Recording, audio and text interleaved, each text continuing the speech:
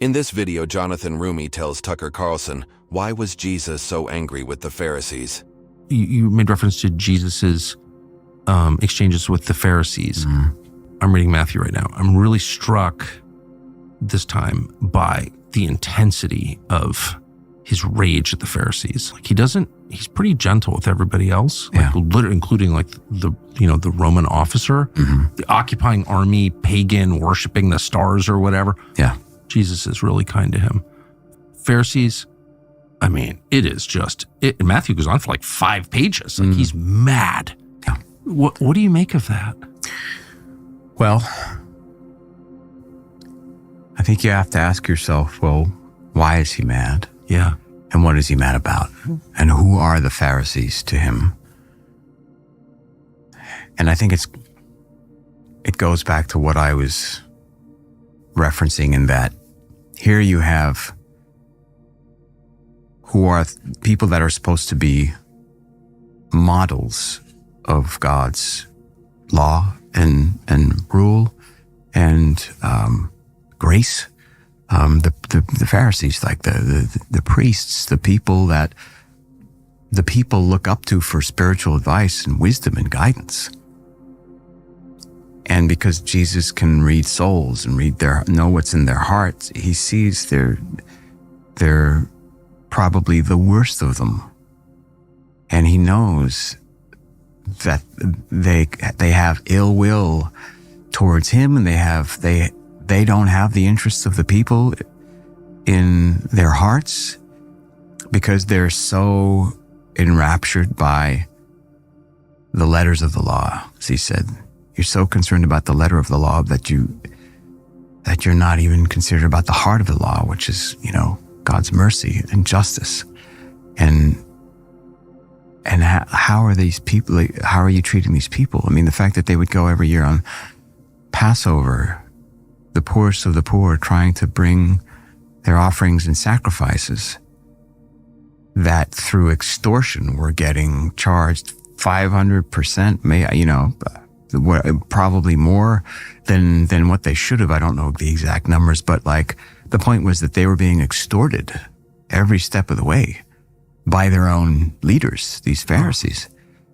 And that for him was the straw that broke the camel's back. And the next day he's clearing the temple, he's flipping the tables over. Flipping tables, whipping, using a whip to clear money changers' stands and just outraged. God's righteous anger. Yeah, it's not the gentle Jesus at all. No. Excuse me. No, it's not. It's the fury of the Lord really come to visit them. It's not, fire from heaven, but it's fire on earth in this man's eyes. Yes. And also, the precursor to what sets him up for the crucifixion. I mean, I think on some level, he knows, number one, he has to make an impression, and he is vindicated through his actions because of who they are, who the Pharisees truly are deep down inside. But also that this will then continue the chain of events that have been set into motion that will put him on the cross so that he can redeem mankind. It seems like all of his anger is reserved for hypocrites. Mm-hmm. They get singled out repeatedly. He seems to really hate that. Yeah. And the people in charge, the powerful. Mm. That's my read. I mean, I'm the opposite of a theologian. I think, with power, there's greed, there's hurting people at someone else's expense. Yes. There's taking advantage. When you have all of these forces that try to,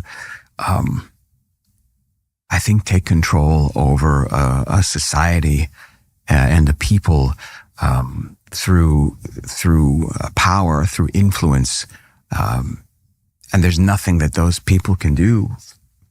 I mean, it's the definition of injustice. Yes. And God is about justice. Blessed are those who thirst for righteousness, who thirst for justice, basically.